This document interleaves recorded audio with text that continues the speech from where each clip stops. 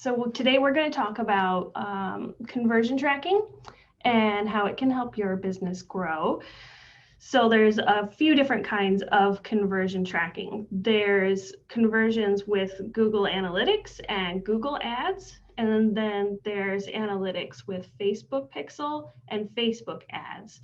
So it kind of depends on where you're putting your advertisements that you would be concerned with one or the other, or both. Actually, the Facebook Pixel can track things that are happening on Google as well. So I am going to skip through here and get to the Facebook section. There we go.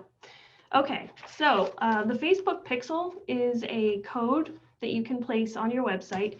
When you create an ad on Facebook, there's a little section that'll say create Facebook Pixel. And when you click on it, it'll actually generate a bit of code. So you have to be able to access the back end of your website if you want to put that on. But if you don't, then you're not going to be able to track it as well, which is okay. You can still track clicks. You just can't track the added benefits of the Facebook Pixel. Let's see. The way that it works is by placing trigger cookies that track the users as they go from the Facebook ad to your website. And that means that they may not have just seen you in one place. They may have seen you on a Facebook ad, and then they may have seen you on a Google ad, and then they saw you on their mobile phone, and then they finally decided to act. So it'll track all the way through so that you can see more than just maybe one little snippet of their full journey.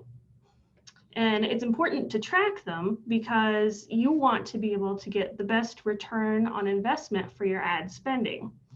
So if you're not placing ads yet, you can still install the Pixel code on your website, start now, and then track it from the very beginning, because they can still track the actions that are being taken on your regular Facebook page and then add to it so that you have all the information that you're going to need in order to create the most effective ads for your customers to see. So then when you start receiving that data, then you'll be able to see what website they came from, because we know that not all Facebook ads are going to be created and then added to just Facebook. If you've ever created a Facebook ad, you can see that it will put it in videos. If you have a video ad, of course, it'll put it on Instagram. It'll put it on all different kinds of platforms, not just Facebook. So you can also use retargeting data and dynamic ads to show targeted ads to people who have already visited your site, which is pretty exciting. It can show a specific product that was abandoned in the shopping cart, for instance. It can show an item that was on your wish list and you just didn't do anything with it. If you've ever noticed, if you put something on a wish list, all of a sudden you start getting ad after ad after ad for that. That's why. And it also has a convenient tool to build a lookalike audience of people that have similar likes to the people, likes, interests, demographics, to the people that are already interacting with your page. So you don't really have to do a ton of audience generating. But if your website or your Facebook page are really new, then I would not use lookalike audiences for a while, just because it's going to use that small microcosm of 10 followers in order to try and build a greater audience. So that audience may not necessarily be reflective of who the people that are following you really will be.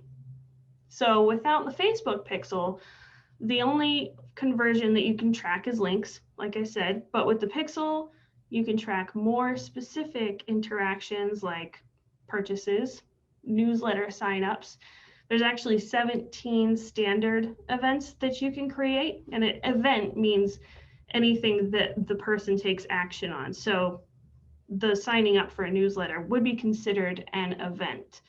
Other events would be clicking on a particular product that you wanted them to click on for that ad. So they have to be kind of related with one another. But you can also create custom events.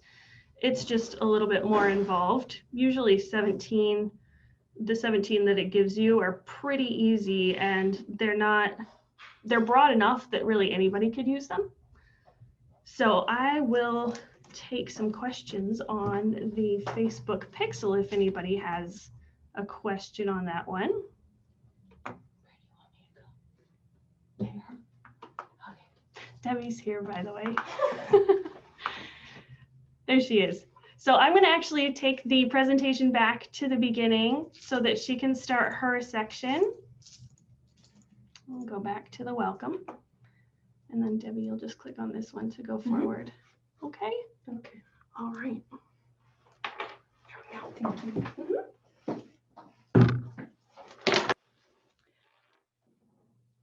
Hello, sorry. Okay. Discussion of conversion tracking and how to help your business grow. Okay, so you're calling me. Okay. Did not mean to. Okay. So the neat thing about the internet is everything is trackable. Okay. When you put things on your website, Google Analytics, Facebook tracking, there's Zoho, there's Hub, there's a zillion of them. And what that tracking code does is it tells you who people are coming on your site, where they're going. Have you ever gone shopping for something online, and then all of a sudden those products just show up all around your Google screen? That's basically what this is. And I always tell people, I use my powers for good. That's what I tell my husband. So we can put tracking codes for almost anything. And you can see where people are going, see what's effective, see what's not effective, change your marketing strategies, and even then do some outbound marketing to them. Okay. It's just knowing where to put it, knowing how to put it on, and which ones are right. Because if you don't put it in the right spot, it doesn't work. And it's code, so it's always a little bit tricky. But it's extremely useful, and pretty much anything you do on the web now is trackable. Reaching customers during COVID. Okay, search engine, social media. So you're found in the search engine. You're working on social media. Those things are great. All of those things help you build relevancy in Google, in the search engines. Google wants to know if people are coming from your social media, if you have social media, if you're active, if your social media is the same as your website. All of these things make you relevant. You know, if your website is selling Cialis and all your social media is trying to get you to the Birdie Community Theater, something's wrong, and it's not working. So after that, putting on the tracking codes, putting in Google Analytics, doing the research of where they're coming from will help you adapt your marketing. Okay, so let's say we have a client, for instance, and they've got like 30 hits from Pinterest, and their answer is, we don't have a Pinterest. Well, then we need to figure out who's out there that's driving traffic to you, because whoever that is an influencer for you, is somebody that's working for you that you don't know of, and you probably need to thank them, and you probably need to make sure that they keep it up, because those are things that can make a difference. A lot of times I will share my client stuff on my page, and it'll make a difference to them, because I have a broader audience and a bigger audience. It can help with, you know, the SA Give. It can help with just about anything. What is tracking? What is conversion tracking? Okay, so what it does is it counts how many clicks and where they're going. There's heat maps you can put on the site to find out if they're using your call to action, if it's not working at all. This is kind of where you institute A/B testing. You know, we have a lot of disagreements here about stuff because we're always putting things together. So I'll say, okay, let's do two. Let's do two. Let's watch them for 30 to 15 days and find out which one's working, and find out which audience you have to put things in, and find out who's tracking on who. Maybe, women are always clicking on the visual ads, and maybe men are always clicking on the context ads, which would be true if you were talking about my world, because I like looking at the pretty pictures, and my husband will read everything, and I really don't care what it says. But this could make a big difference to you, because it can help you in your marketing in the future. It can help your business grow. It can help you reach the customers you want, or even reach a different demographic that you've never reached before. Knowing where your audience is, knowing what your audience is doing, can help shape your marketing. You know yourself, if you are always going to H-E-B and you shop by coupons, that's your thing. I shop by pretty pictures. I look at pretty pictures. I look for convenience. Amazon is a great source for me right now. I've pretty much furnished all my lighting through Amazon in my new house, and they'll send me ads all the time. But I have a specific place I'm looking for things. I have a specific thing. You want to change that, Walmart's going to come in and start infiltrating my email or infiltrating my search, because it wants to bring some different things to the top for me. If I'm their demographic, they have to figure out how to reach me.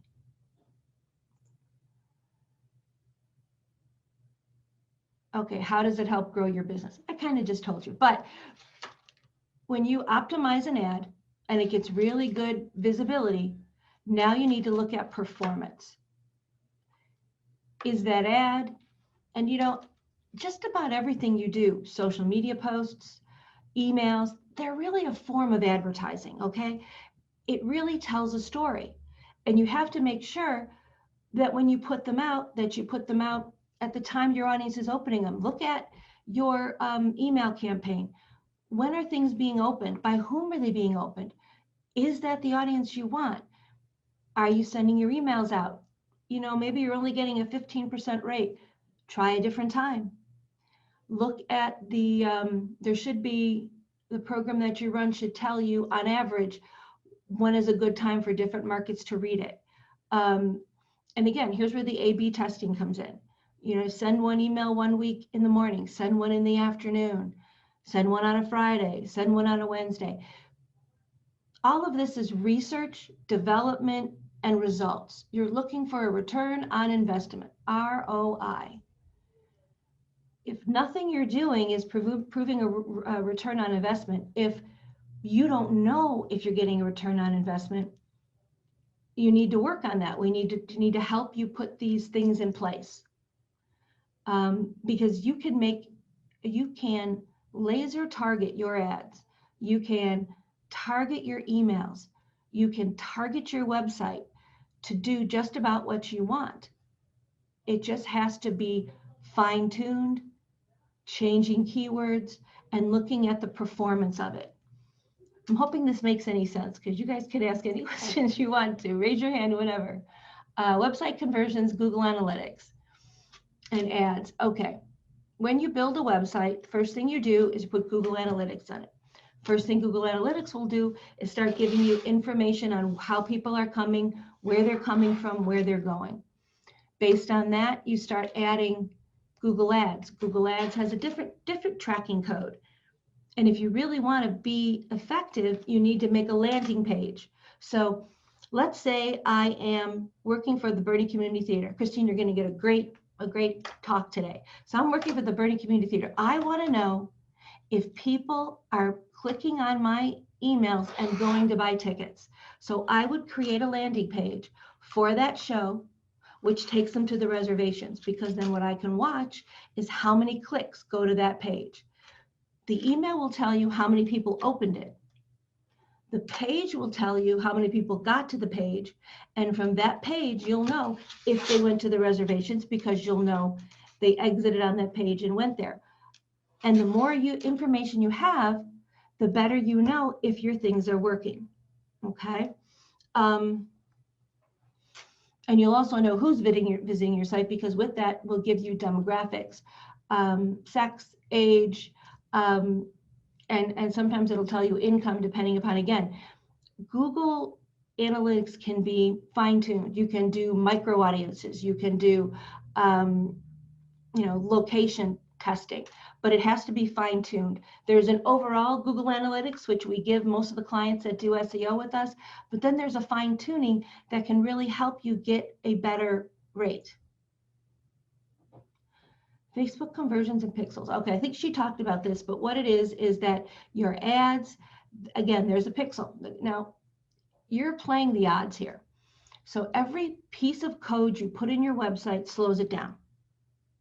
So what you have to watch is, if I put the code in, does my website drop on search? If I put the code in and my website drops on search, then I need to, and I'm not getting any hits on the code, then I probably need to take the code out to bring the website up. You only want to change one thing at a time. This is nothing that's going to change overnight. This is nothing that's going to be a broad sweeping, big whiz bang change. You add in one pixel, you add in one ad, you watch. You add in one more code, you add in one more piece, you watch, because this way you'll know when it breaks. You'll know when something doesn't work because it's the last thing you added. Pull the last thing out, and then it'll return to its former state in most cases. But it's really a fine balancing act. There's things called Google Tag Manager that you can put all the code in there, they say, and you put all the code in there and it doesn't affect your website. Problem is that sometimes the tracking companies such as Facebook or Google Ads don't necessarily work with the tag manager because the code isn't in the website. Again, one change, one effect, one piece at a time.